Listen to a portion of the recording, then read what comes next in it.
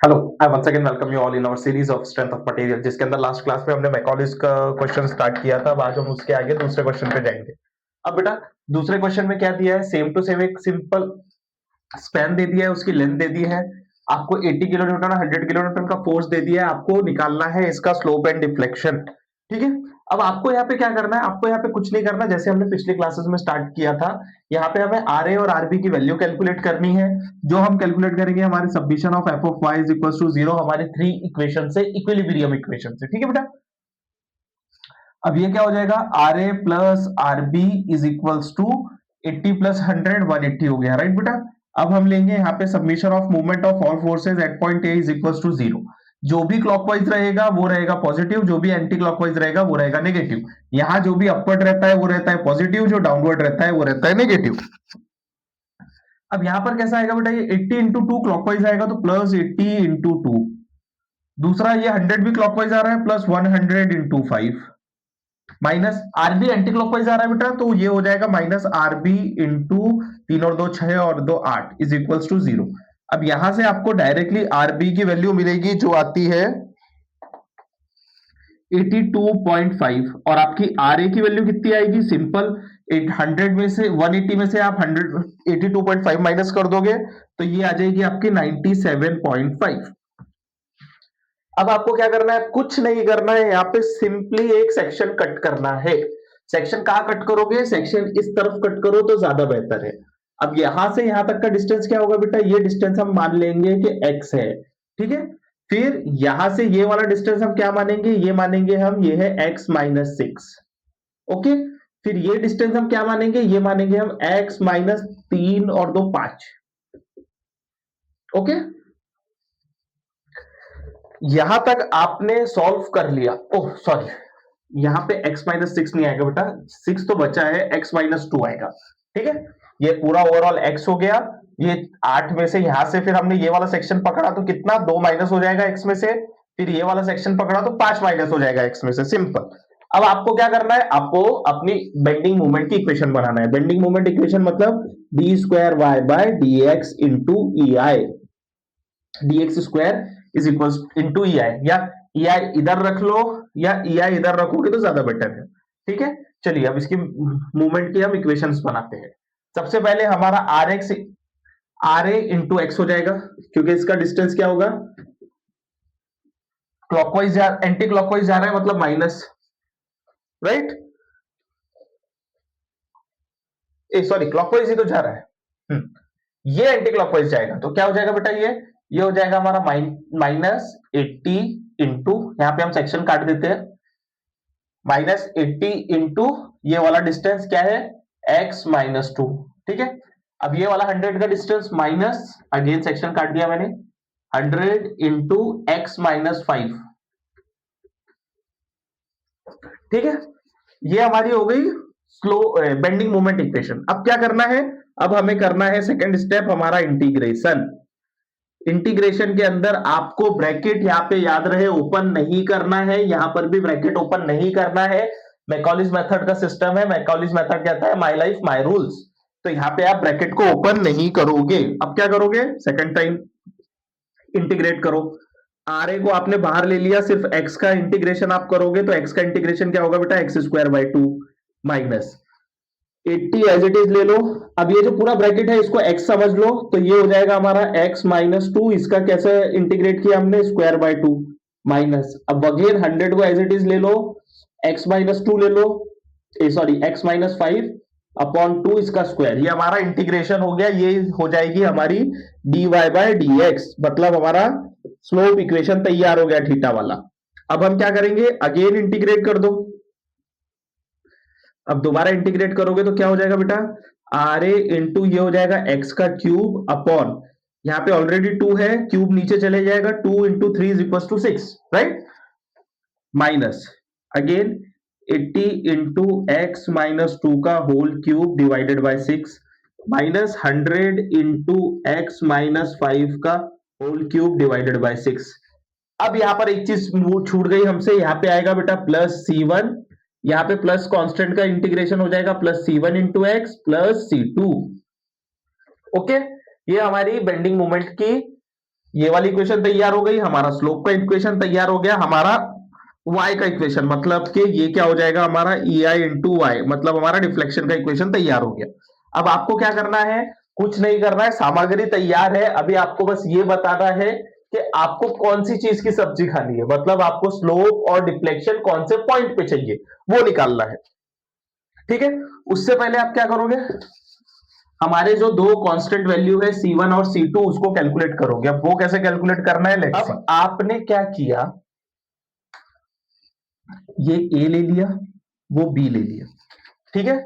Slope की मैकॉलिस की दूसरी बाउंड्री कंडीशन, अगर x इज इक्वल टू 0 है तो y भी 0 होगा, x इज इक्वल टू 8 है तो भी y इज इक्वल टू 0 होगा, क्योंकि दोनों स्लोप, दोनों सपोर्ट्स पे आपका स्लोप 0 रहे, स्लोप मैक्सिमम रहेगा और डिफ्लेक्शन 0 रहेगा। ठीक है, चलिए अब आपने क्या किया, पहली इक्वेशन हम यूज करेंगे हमारी C1 C2 कैलकुलेट करने के लिए y वाली इक्वेशन, राइट। अब C2 में आप x की जगह y रख दोगे, y वाली इक्वेशन में आप x की जगह 0 पुट कर दोगे, तो बेटा आपके जितने टर्म्स रहेंगे, जैसे जो अपना टर्म्स क्या क्या है हमारा, आर ए है हमारा 97.5 इंटू एक्स स्क्वायर, एक्स का cube by 6 minus 80 into X minus 2 का whole cube divided by 6 minus 100 into X minus 5 का होल क्यूब डिवाइडेड बाय 6। ठीक है बेटा, plus C1 times of x plus C2। Okay, अब यहां पर आपने हर जगह अगर x पुट कर दिया 0, तो ये क्या हो गया बेटा, ये तो डायरेक्टली 0 हो गया। और मैकॉलिस मेथड क्या बोलता है, अगर ब्रैकेट के अंदर की टर्म्स माइनस में आ रही है तो उसको सिंपली 0 ले लेना है, मतलब अगर मैं यहां पे 0 पुट करूं तो ये माइनस की टर्म हो गई, मतलब मेरा आंसर हो गया 0, ये भी हो गया 0। फिर ये वाले महाशय क्या बोलते हैं, 0 माइनस 5 तो ये भी हो गए 0। यहाँ पे तो मैंने x पुट किया तो ये तो 0 है ही, तो C1 इंटू एक्स किया तो 0, तो C2 की वैल्यू आ गई मेरी ओवरऑल 0। ओके, C2 की मेरी कोई भी वैल्यू नहीं है। अब आप क्या करोगे, सेकंड पॉइंट, आपको C2 चाहिए, C1 चाहिए रहेगा। अब C1 कैसे कैलकुलेट करोगे, अब यहां से आपको C1 मिलेगा, यहां से आपको C2 मिलेगा, यहां पे आप x की जगह 8 पुट कर दो, तो ये हो जाएगा 97.5 into, sorry 8 cube by 6 minus 80 into 6 का क्यूब बाय 6 माइनस 100 इंटू 3 का होल क्यूब बाय 6।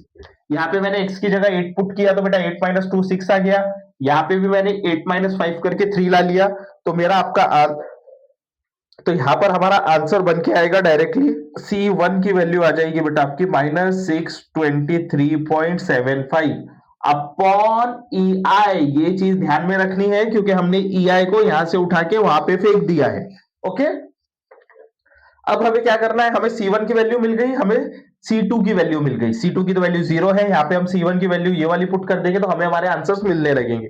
अब आपको क्या करना है, आपको ये देखना है कि आपको क्वेश्चन में उन्होंने स्लोप एंड डिफ्लेक्शन निकालने के लिए बोला कौन से पॉइंट पे है। ठीक है, अब आपको स्लोप एंड डिफ्लेक्शन स्पेशली ये दोनों कॉर्नर्स पे तो निकालने नहीं है, आपको स्लोप एंड डिफ्लेक्शन ये यहां से इस सेक्शन के पहले तक निकालने रहेंगे मैक्सिमम, और स्पेशली दिया जाता है कि आपको आपके पॉइंट लोड के ऊपर निकालना है। तो जैसे फॉर एग्जांपल अगर मैं ये कह लूं कि मुझे स्लोप ये वाले पॉइंट पे निकालना है, तो मैं क्या करूंगा, पहले यहाँ पे स्लोप इक्वेशन लिखूंगा पूरा, जैसे 97.5 इंटू एक्स स्क्वायर बाय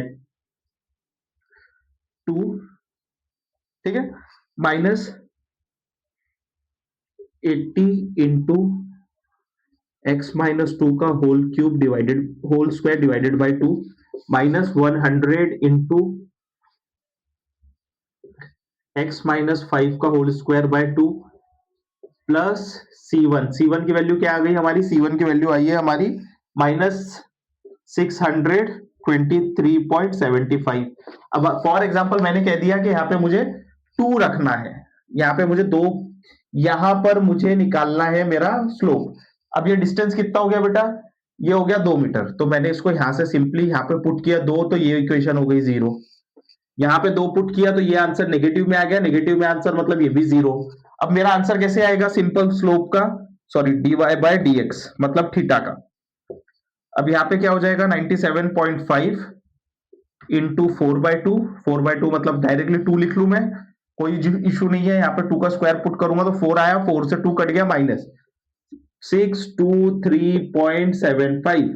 ठीक है, तो यहाँ पे आपको थीटा की वैल्यू मिल जाएगी इन द टर्म्स ऑफ ई आई, जो कि आती है, हाँ यहाँ पे आपके आंसर आएगा -428.75 कुछ तो भी। ओके, और क्या करोगे बेटा, यहाँ पे तो अपन ने थीटा कैलकुलेट कर दिया। अब अगर थीटा की जगह यहीं पे हमें डिफ्लेक्शन भी कैलकुलेट करना है तो हम क्या करेंगे, अब हम डिफ्लेक्शन वाली इक्वेशन पुट करेंगे। वो कैसे पुट करेंगे, लेट्स, अब हमारी डिफ्लेक्शन की इक्वेशन हम बना लिखते हैं फटाफट। डिफ्लेक्शन की भी इक्वेशन वही रहेगी, 97.5 इंटू एक्स का cube divided by 6 minus 80 into X minus 2 का whole cube divided by 6 minus 100 into X minus 5 का whole cube divided by 6 plus C1 into X mine plus C2। तो C2 C1 तो zero, C2 तो हमारा zero ही है। C1 अब यहाँ पे y लिख लेते हैं हम simple, y is equals to, put करेंगे वैल्यू 97.5 इंटू एक्स की जगह 2 ही रखना है हमें, तो ये हो जाएगा 2 का क्यूब अपॉन 6। यहां मैंने 2 रखा बेटा, 2 और 2 0, यहाँ पे मैंने 2 रखा तो 2 - 5 नेगेटिव में आंसर आया, मतलब ये भी हो गया 0। तो ये दोनों टर्म हो गई मेरी शून्य, इनका कोई मोल नहीं है। प्लस C1 की वैल्यू हमें पता है, प्लस नहीं है वो माइनस है, तो ये हो जाएगा -623.75 इंटू 2, राइट। अब यहां पर जब आप इसकी वैल्यूज पुट करोगे तो ये क्या हो जाएगा, यहां पर आपका y का आंसर आता है simply 1117.5 to the whole divided by EI, ये आएगा मैं नेगेटिव में, राइट। और सेम वैसे इसका पहले वाला आंसर भी हमारा 428 माइनस में आया था। तो ये हमने आज एक न्यूमेरिकल सिंपल वाला सॉल्व कर लिया। अब हम नेक्स्ट क्लास में इसके दो टाइप के और न्यूमेरिकल बचे हुए हैं, एक जिसमें यूडीएल है पूरे पे, दूसरा जिसमें आधे पे यूडीएल आया है, वो सॉल्व करना है। एंड लास्ट मोमेंट वाले प्रॉब्लम लेके हम सीधा यूनिवर्सिटी के पेपर सॉल्व करेंगे और हमारा चैप्टर नंबर 4 मैकॉलिस थ्योरम, या ये कह लो slope and deflection by Macaulay's theorem, complete हो जाएगा। So thank you so much, see you in the next video.